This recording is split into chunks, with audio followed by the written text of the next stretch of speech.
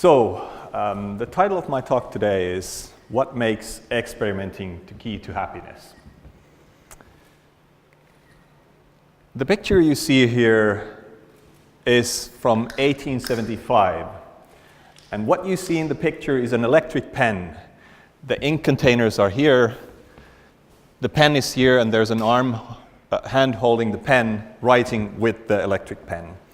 Now, how many of you have an electric pen in your bag or pocket today? And I don't mean mobile phones or tablets, a real electric pen. Raise your hand. No electric pens in the audience.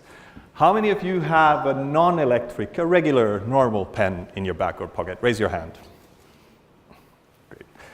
Okay, so the electric pen that was invented over 140 years ago was heavy, it was noisy, the ink jammed, and the batteries didn't work very well. It was a failure. So based on the snap poll we just did here, it can be safe to say that the electric pen can be still called a failure. It never picked up. There's no need for electric pen. So many business ideas, inventions, life choices all turn out to be failures. But many more others do not even reach the point of failure. And you know why? Because of fear of failure. Now, fear of failure is very pervasive in our lives. According to one study, 37% of Finnish adults said that they could see good business opportunities in their environments, but they also said that fear of failure is preventing them from taking up on those opportunities. So they see actually something that they might see as a potential of pursuing, but they're too afraid to do it. And this is not something unique to the Finnish only. This is very prevalent in anywhere around the world, really, many places. In Korea, and you know this much better than I do, there's also questions about fear of failure, especially in the startup community as well. But what I want to say to you today is that failure is actually the secret ingredient in happiness. And I'm also going to give you the formula for happiness today, so you're very lucky. But just bear with me for a little bit. So one important factor in reducing your fear of failure is to have your basic needs secured when you're taking the risks and taking the challenges. And that brings me to the Finnish basic income experiment. So many of you have heard about the income experiment already, and there's been a lot of discussions, and actually some things have moved forward in basic income areas in Korea as well. So the Finnish experiment was very hugely advertised around the world, picked up by newspapers, because it was the first ever nationwide conducted pilot. In the experiment, there were 2,000 randomly chosen individuals between the ages of 25 and 58, who were each receiving a monthly sum of 560 euros from the government without any conditions.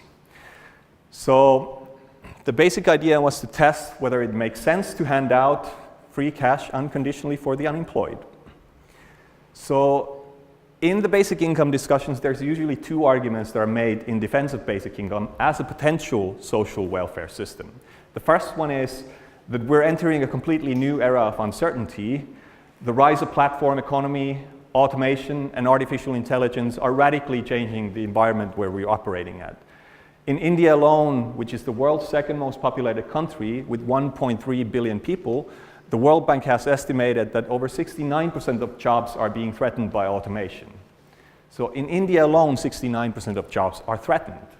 So that means that there may be needs for radical innovations in the social sector. The second argument often made as a potential for basic income, that whether it makes sense from a perspective of entrepreneurialism and employment. Does it contribute to economic growth? That's a question mark. But I want to say that there's also a third argument, which has been overlooked, and that is happiness, possibly. And I'll get to you why. The experiment itself in Finland was quite groundbreaking in many ways. The Finnish political parties have discussed about the basic income for over 30 years, and it has started to pick up since. And actually the government that conducted the basic income experiment now is a centrist right government. So it's not a far left government that conducted that. So What experimentation did was it enabled the political parties to break away from the gridlock and move from talking stage to action stage. So instead of simply saying, let's not do basic income, let's do basic income, they said, let's experiment on basic income and let's see what happens. So basically, experimentation is a safe way of testing it without simply saying, this is the way to go potentially far in the future. They wanted to know whether it works or not. And the Finnish government wanted to exactly find out whether it makes sense from an employment perspective. Does it increase employment? So, but I've spoke about failure, I've spoke about basic income, experimentation, and happiness. And they're all quite blurry there. So what brings them together then? What is the relationship of these three to happiness? I think happiness is ultimately the key and goal here, right? Well, many of you are having beer already, so it might make you feel happy, and that's fine. This is important as well. And in many modern societies, we often think of happiness actually as something as a subjective state of mind. A kind of, when you're feeling good, when you're having a beer on a hot day, or a rainy day like today, or when you're out having fun with friends. But for the ancient Greek, happiness was something much bigger, much different than this. Instant snapshots of how you feel at this moment, and this moment, and this moment, and this moment. It's more comprehensive. So it's always good to bring a Greek philosopher with you. So I brought Aristotle.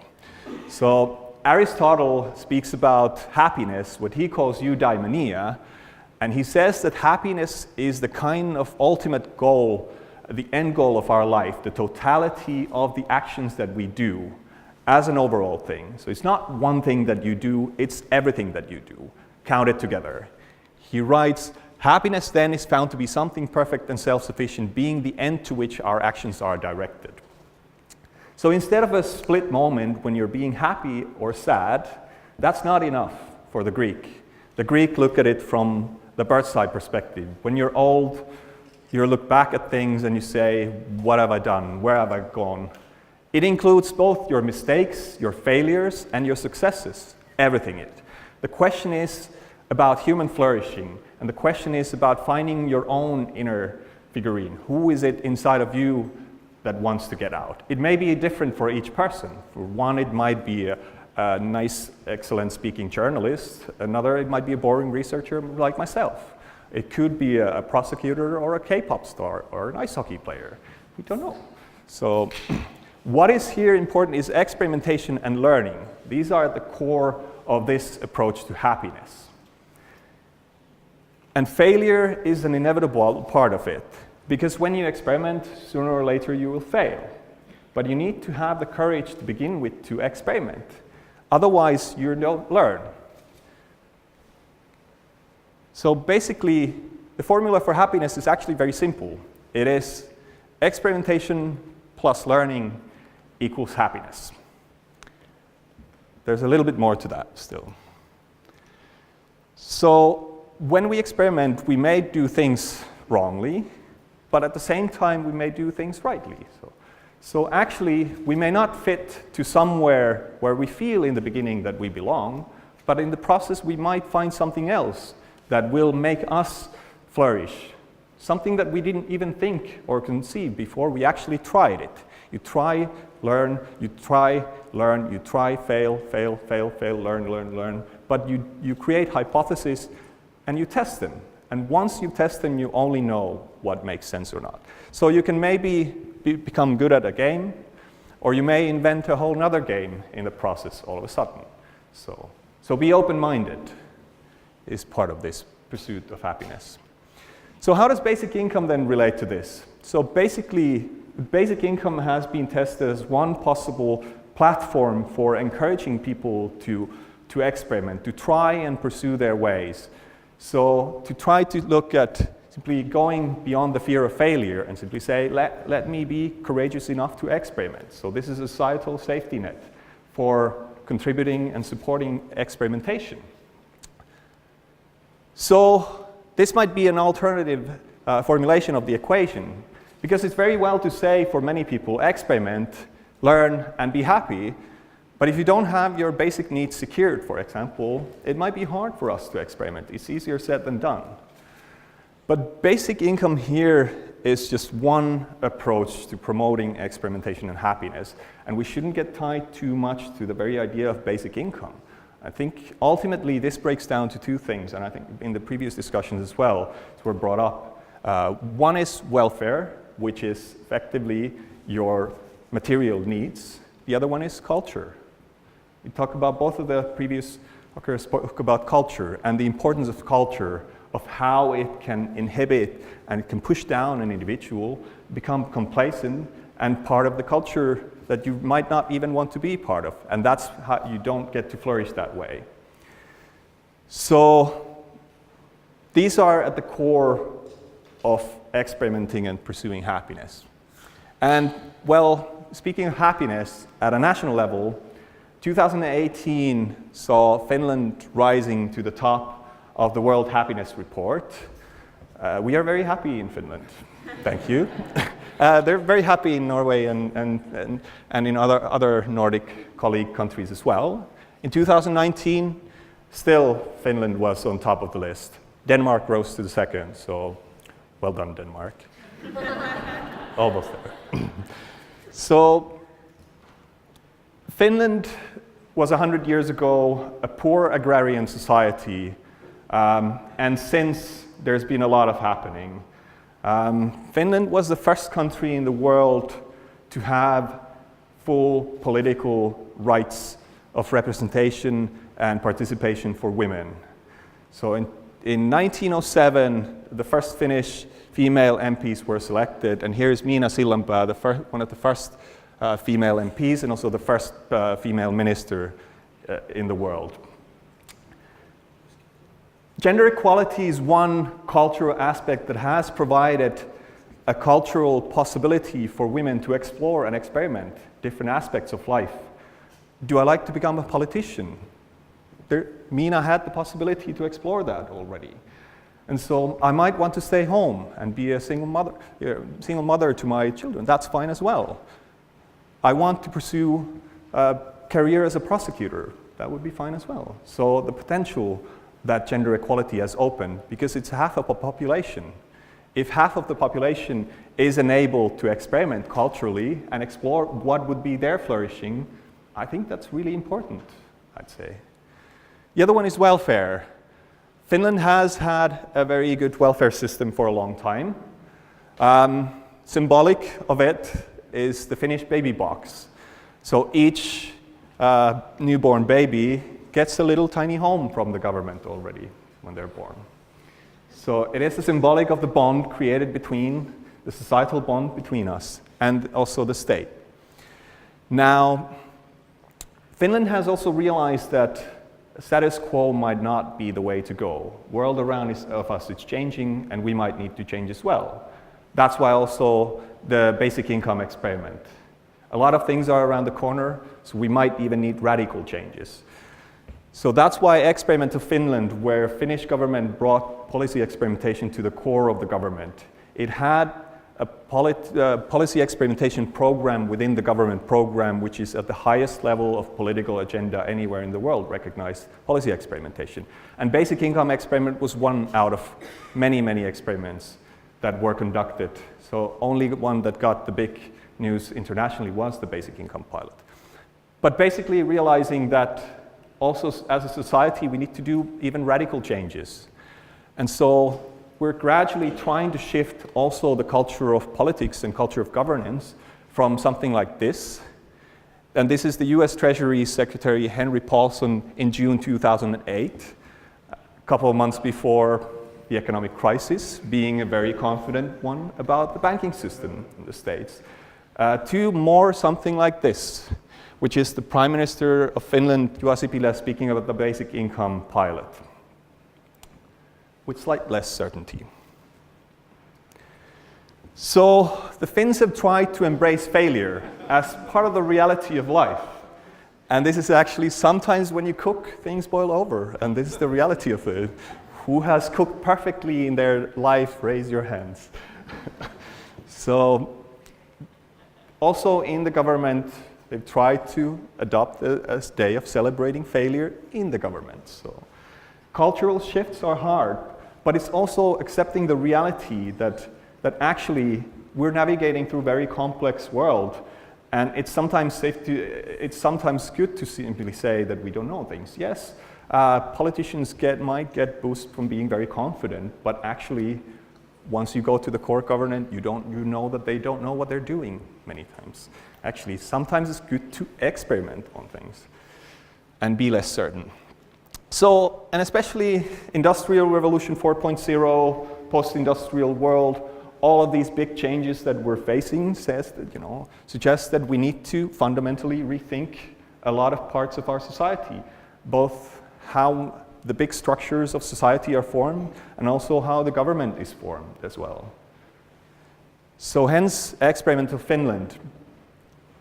And what the government has also pushed to do is there's a lot of way to go. I'm not saying that it's a perfect model. I'm saying it's a start. I'm saying it's a courageous start. I'm saying it's a start that should be recognized all around the world, and then everyone should figure out how to do them themselves. And everyone could learn from each other. The Finnish way has been to also suggest not only big pilots like basic income trials, but also very localized experimentation, and also co-created experimentation. So you bring in citizens at the very early stages of experiment design, because citizens know best what they need. Instead of a top-down politician telling them, I have a program, I have pushed for this from an ideological perspective, let's implement this now. So how about we listen and actually have the citizens to also come in to the policy design process? So this is another way of increasing participation. So instead of simply doing 4-year electoral cycles and voting and then boom, you do it, how about in terms of policy design, you bring in people also and listen to them and have an influence over how things are ultimately developed. So what about the basic income experiment? So it didn't increase any employment in Finland. The results showed that it boosts happiness. These are very still non-scientific, so I wouldn't take too much out of these, but at the same time, these show promise. At the very least, they show both sides of the coin. Potentially, it may be useful in some ways, or it might not. But the reality is that the pilot, in the way that it was conducted, was in many ways incomplete, and we shouldn't do too strong conclusions about the pilot as such. Whoever says after the pilot that nowhere anyone should do basic income, or they should say, let's do basic income, is lying, or they don't know what they're talking, simply. The reality is that the only way to go still, before we can be more certain, would be to do bigger and bolder experiments on the topic. So Finland has started to push for participatory policy experimentation, and this is increasingly now picked up in the UK, which has been a very forefront of policy experimentation with nudging. And also in Canada and in the UAE, there's been developments in these parts. Now, I wanted to finish and go back to where we started, which was the electric pen. So the electric pen was a failure. And so was this. This is an automatic voting machine. So this is also, we don't have these type of, we still used, I voted a couple of weeks ago in Finland and we used pen. So maybe digital voting is different, but this never picked up. But this was a success. And it's the first commercially viable light bulb. And so the man behind this, and this, and this, was this man, Mr. Thomas Alva Edison. And so Thomas Alva Edison was an innovator who pushed and explored the unknown horizons of innovation and received many failures in his days, many failures. And when asked about these failures, he said, I haven't failed, I've found 10,000 ways that won't work. So he pushed for it, and ultimately, he found the light. So I wanted to finish with note of positivity and encouragement to every one of you here today. The distinguished gentleman in the front row representing governments of the Nordics as well, and everyone else here, exploring either at the government level of what's the next era model for social welfare, what's the next era model for lifelong learning, how should we restructure the economy, how is my startup going to fare, what should I study next, should I start a family, should I move to a new country, everything. So you may have found already your electric pen or your automatic voting machine, but keep exploring because there may be a light shining happiness around for you somewhere. Thank you.